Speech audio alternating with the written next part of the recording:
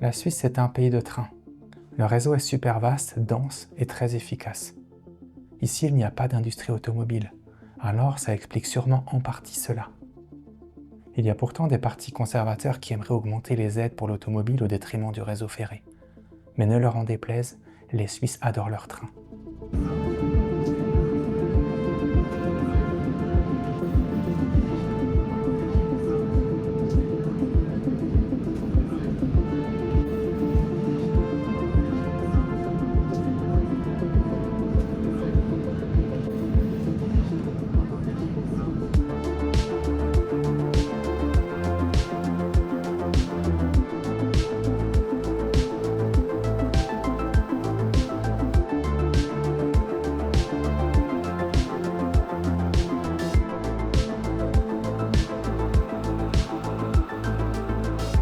Pour environ 9 millions d'habitants, il y a 900 000 voyageurs et voyageuses qui prennent le train quotidiennement. Si je compte bien, et si je ne prends pas en compte la part de touristes dans ces 900 000 personnes, ça ferait environ 10% de la population quotidiennement qui prennent le train. Et en moyenne, par an, chaque habitant ou habitante parcourt 2400 km en train. Pour un pays qui fait 40 000 km², environ 350 km de long et 200 km de large.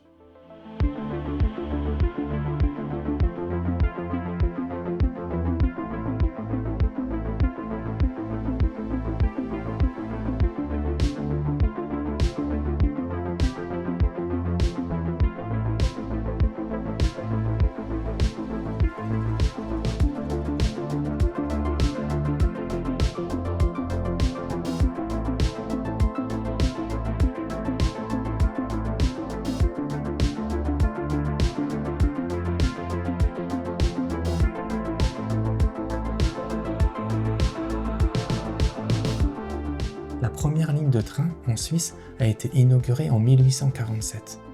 Et depuis, pour croître, des défis immenses comme la traversée des Alpes ont dû être relevés. Par exemple, entre 1872 et 1880, un tunnel de 15 km de long est percé sous le col du Gothard. C'est un chantier énorme. Et les ouvriers, originaires pour beaucoup du nord de l'Italie, sont entre 2000 et 4000 à travailler en permanence, dans des conditions extrêmement difficiles. Et à l'époque, ils ont alors construit le plus long tunnel du monde. Les conditions sont si difficiles que pendant les travaux, 307 travailleurs sont décédés à cause d'accidents, de parasites ou de l'air pollué dans le tube.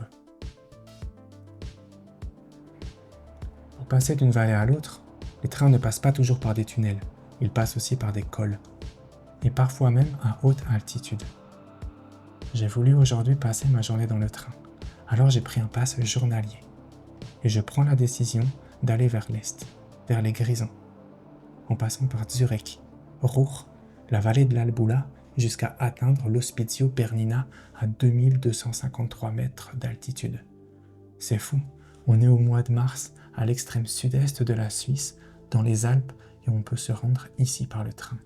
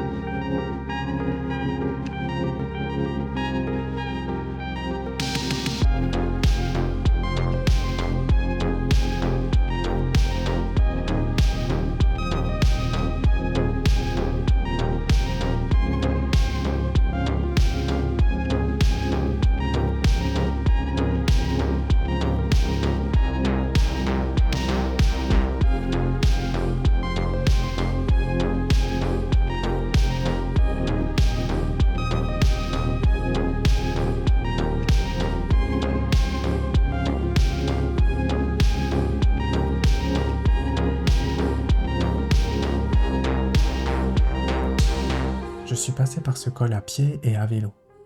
C'est la seconde fois que j'y viens en train. Plus on monte, plus les arbres deviennent rares. Et à partir de 2000 mètres, c'est complètement enneigé. C'est magnifique.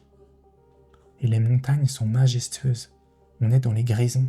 C'est un canton assez spécial en Suisse, car dû à sa géographie alpestre, il est difficilement accessible.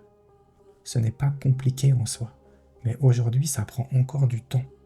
Alors imaginons il y a 200 ans. Prendre un pass journalier, comme je le fais aujourd'hui, c'est comme aller dans un parc d'attractions. Le train c'est le manège et on en prend plein les yeux. Lentement. Certains surnomment la Suisse justement Swissniland, pour faire l'analogie avec un parc d'attractions. Et franchement, une des attractions à Swissniland, c'est de prendre le train. Sur les 130 derniers kilomètres du parcours, sur les lignes de l'Albula et de la Bernina, on passe par 55 tunnels et 196 viaducs et ponts, avec des points de vue à couper le souffle, comme par exemple sur le Landwasser Viaduct, sur le glacier du Morteratsch, ou sur le Piz Bernina, qui culmine à plus de 4000 mètres d'altitude. En prenant une ligne comme celle-ci, on pense aux gens qui sont passés par ici avant que le train n'existe. On pense aux ouvriers qui ont travaillé à l'élaboration de cette ligne et aussi à toutes les personnes qui ont pris ce train depuis plus de 100 ans, avec qui on partage ces panoramas exceptionnels.